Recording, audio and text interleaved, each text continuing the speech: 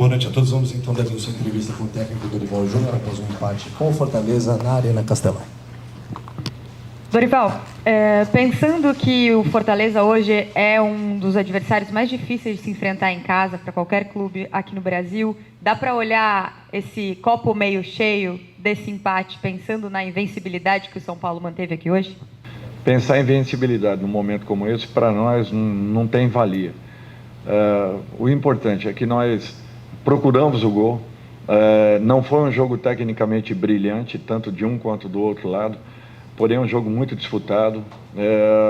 As duas equipes criaram oportunidades, buscaram o gol a todo momento. Foi um jogo limpo, nós não vimos pontapé, nós não vimos, a exceção as duas jogadas das expulsões, mas não foram jogadas assim violentas ao extremo. Eu acho que nós estamos tentando encontrar um caminho. Fortaleza já tem esse caminho consolidado há um bom tempo.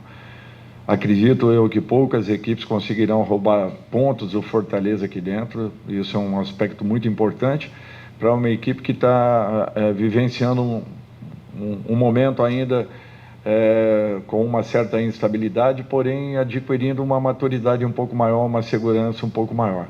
É esse o nosso trabalho, é isso que nós estamos buscando. O ponto é que ele tem que ser muito valorizado. As dificuldades de se jogar aqui são reais e em razão disso eu acredito que os jogadores estão de parabéns por tudo que tentaram fazer, por aquilo que buscaram e pela forma como se entregaram ao longo dos 90 minutos. Boa noite, Dorival. Robson Nogueira, da Rede Multicomunicação. É um prazer estar falando contigo. Eu queria que você falasse para a gente quais foram os pontos positivos e negativos do São Paulo no jogo de hoje e qual foi a principal dificuldade que o São Paulo hoje enfrentou ao encarar o Fortaleza. Assim, primeiro a velocidade do jogo, né? Nós não conseguimos dar a velocidade que nós gostaríamos. Em alguns momentos nós carregamos muito a bola com alguns jogadores, infelizmente, insistindo nessa situação. Quando não acontecia, quando nós conseguíamos uma liberação rápida, uma mudança de lado, nós conseguíamos envolver a equipe do Fortaleza, chegando até o terço final do campo, onde nós procurávamos, através dos movimentos finais, de infiltração, de ataque à última linha, possibilidades de estarmos à frente do gol adversário. Eu acho que algumas oportunidades foram bem interessantes, em outros momentos não, erramos o último passe, erramos o movimento final, mas assim, de um modo geral, eu acho que a equipe teve um bom comportamento, enfrentou um adversário dificílimo, que tem já um conjunto e uma organização muito interessante. Em momento nenhum o time do São Paulo perdeu também essa organização. Eu acho que hoje as defesas prevaleceram sobre os ataques, muito mais pela postura que adotaram, né, pela forte marcação que exerceram, do que propriamente pelos ataques não buscarem o gol. Ao contrário, tanto uma quanto outra equipe buscaram a todo tempo o gol. É interessante isso, mas eu acredito que as duas defesas estavam muito bem postadas e foram muito felizes na noite de hoje. Boa noite, Dorival. Após a vitória contra o Inter, você falou que você faria algumas trocas, né, pela sequência do São Paulo muito pesada. Hoje foram 6 em relação ao time que começou contra o Internacional. O quanto que essas trocas já estão ligadas também ao jogo do Corinthians, que é um adversário muito pesado, tem aquele marco de ser um clássico. E em 2018, até ligado a isso, você fez uma campanha muito boa de retomada em 17, mas você perde os 3 clássicos do Paulistão em 18. Quanto que você vê o peso de um clássico do tamanho de São Paulo e Corinthians para o São Paulo agora? Olha, como todo resultado importantíssimo. Você ganhar um clássico, ele valerá os mesmos 3 pontos de qualquer outro jogo. É natural que tenha talvez um envolvimento emocional, pode ser, mas eu acho que nesse momento, nesse instante, são duas equipes que estão buscando um acerto e nós temos que nos respeitarmos e tentarmos fazer o nosso melhor lá dentro. Eu fico muito feliz assim. Houveram as mudanças? Sim, mas o time não perdeu em momento nenhum a organização que teve e vem tendo, os comportamentos que estão sendo pedidos aos jogadores. Prova disso é que em 6 partidas aí nós tomamos gol em apenas uma delas, e eu acho que esse já é um ponto muito importante, porque os jogadores estão respeitando muito os trabalhos desenvolvidos e estão interessados em buscarem correções. Quando isso acontece, é natural que as coisas melhorem e evoluam. Volto a dizer que, para mim, é um jogo naturalmente pesado, difícil, complicado, mas um jogo que não pode fugir a essa condição.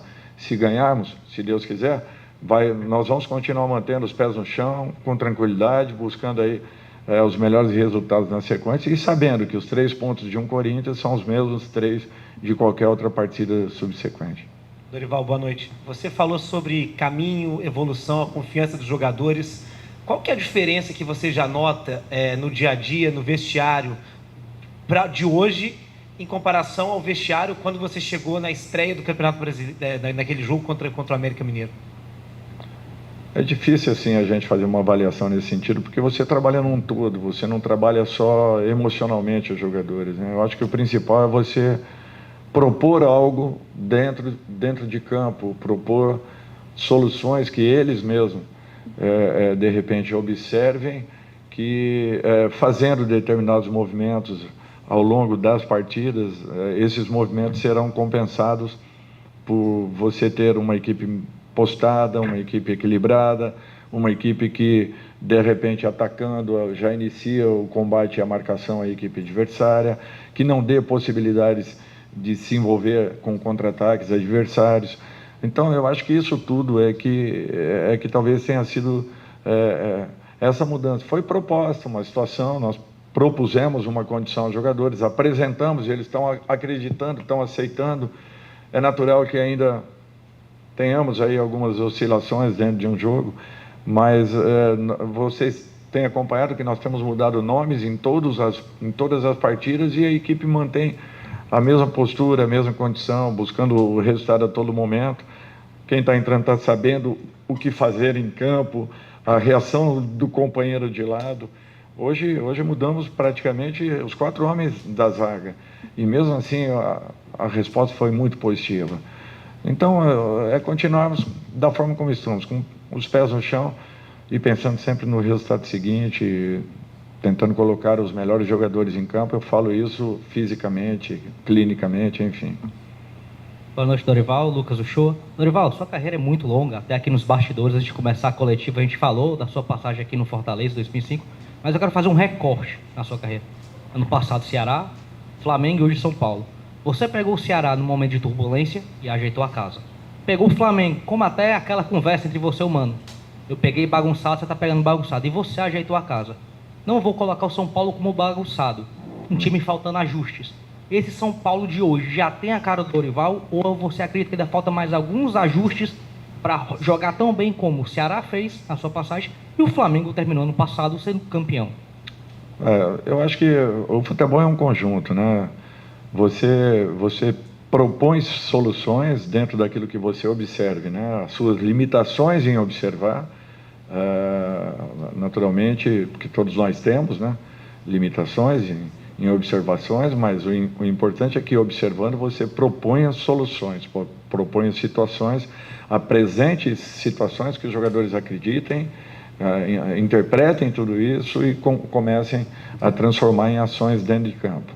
Eu acho que esse é o principal objetivo de um treinador quando pega um trabalho dessa forma, como nós temos pego, né? Tanto o Ceará, com a passagem do Thiago, quanto o Flamengo também, logo após uma saída, e agora com a saída do Rogério. Mas o principal é que você tente aproveitar o máximo possível o trabalho deixado pelos treinadores anteriores. Que você não queira fazer uma revolução na equipe. Eu acho que é isso aí que tem nos levado a esse momento. E a minha carreira foi toda em cima disso. Até a minha chegada ao Santos em 2010, eu sempre peguei equipes em montagem, em início. Cheguei a pegar equipes com apenas 4 jogadores contratados quando eu ali cheguei. E, de repente, até o meio do ano, nós já tínhamos uma equipe competitiva e uma equipe que passava muita confiança. Depois da saída do Santos, eu comecei a pegar alguns trabalhos em andamento. E queira ou não, é um outro perfil, é uma outra forma de você enfrentar essas situações. Mas, de modo geral, assim, eu fico feliz porque são quase 20 anos aí, 5 deles eu não trabalhei por opção e encontramos aí resultados importantes ao longo da carreira. Dorival Júnior, boa noite. Miguel Júnior, Rádio Povo CBN, prazer em revê-lo, está com saúde, graças a Deus. Obrigado. No futebol anteriormente, dizia que o melhor jogador era o entrosamento. O time entrosado. Sempre o treinador gostava de repetir a escalação. Hoje o treinador não consegue, tem que mudar porque não é máquina, é jogador. O calendário do futebol brasileiro é o maior pecado hoje para os treinadores? O calendário do futebol, e principalmente o brasileiro, ele é muito complicado. Nós temos um campeonato regional jogados por todas as equipes, a mais do que qualquer outra equipe do futebol mundial. Um campeonato regional. Então, são praticamente 25 datas a mais do que qualquer outra equipe jogue ao longo de uma temporada. Nós temos as distâncias que são impressionantes. Só para vocês terem uma ideia, o Ceará e o Fortaleza andam 120 a 130 mil milhas para cobrirem o Campeonato Brasileiro, enquanto uma equipe do centro do país roda 80, 90 mil milhas. Então, só aí é uma diferença de 40 a 50, dependendo do estado que essa equipe esteja. É para vocês verem que é uma desigualdade muito grande. Você sair de 4, 5 graus, como estávamos até outro dia, chegarmos aqui hoje, com a temperatura que nós enfrentamos, com as dificuldades que nós temos. Então, assim, é uma série de fatores que fazem com que você tenha que repensar. E o principal, um jogador na minha época, por exemplo, rodava aí 9, talvez, no máximo 10 quilômetros. Isso quando acontecia, quando era um jogador muito leve para poder rodar o campo todo. Hoje, tem jogadores aí rodando 13, 14, 15, com a sequência de jogos, dificilmente eles vão manter essa possibilidade, ao contrário, abrindo situações até de lesões muito sérias. Então, o treinador tem que trabalhar dessa forma, nós não temos outro caminho, não tem outra situação. Depois da quarta partida em seguida, o camarada começa a baixar o ritmo e ficar exposto a lesões. Então, nós temos que trabalhar com todas essas alternativas e essas possibilidades. Tanto é que o próprio Fortaleza hoje tem um elenco muito bem montado, muito sólido, consistente, que é justamente para poder suportar tudo isso. Se não me engano, Fortaleza também fez aí umas 5 alterações para esse jogo. 5. Nós não temos como conviver de uma outra forma. Então, aquilo que nós tínhamos, que uma equipe jogaria 10 partidas, não, esqueçam que isso daí não vai acontecer tão cedo no futebol brasileiro, a não ser que nós joguemos nas 4 semanas do mês, nós tenhamos pelo menos 2 em que você jogue só domingos e domingos. Do contrário, você não consegue recuperar e nem tampouco preparar. A gente sai hoje daqui, se tivéssemos tido uma derrota com a cabeça desse tamanho, tendo que refazer uma equipe para jogar com o Corinthians. Treinamento, quando?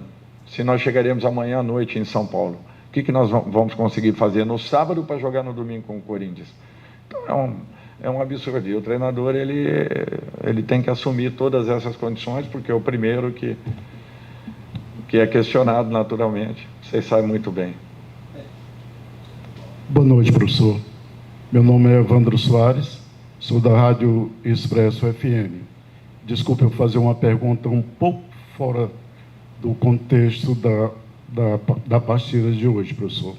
Eu queria saber do senhor, devido à cessão de alguns treinadores estrangeiros, o Fortaleza, nós temos um excelente treinador, Pablo Voivoda, que está fazendo um excelente trabalho, e outros clubes também.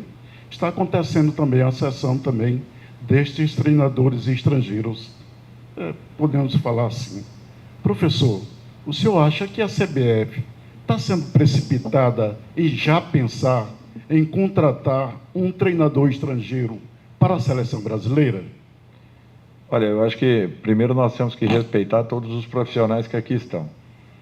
É uma troca que ela é saudável. A única contestação que eu faço é que a nossa licença não é reconhecida fora do nosso país. Então, os cursos que nós fazemos da CBF, que não são baratos, eu fico imaginando um treinador da Série A, da Série B, por exemplo, que, graças a Deus, tenham a possibilidade de se formarem.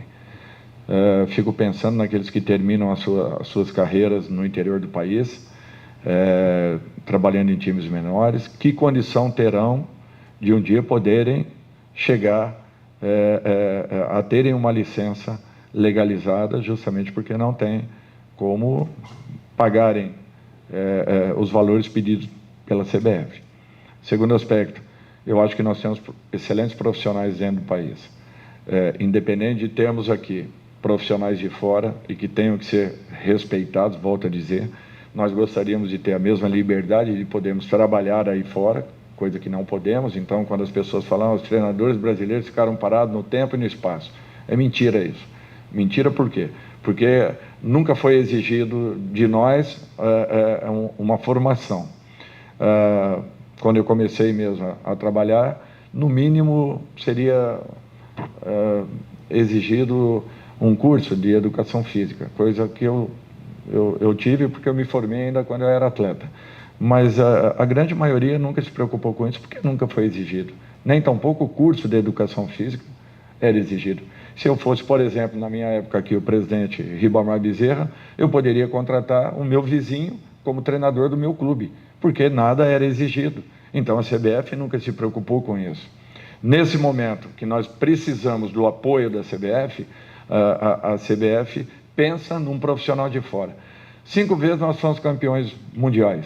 5 vezes nós somos comandados por profissionais brasileiros.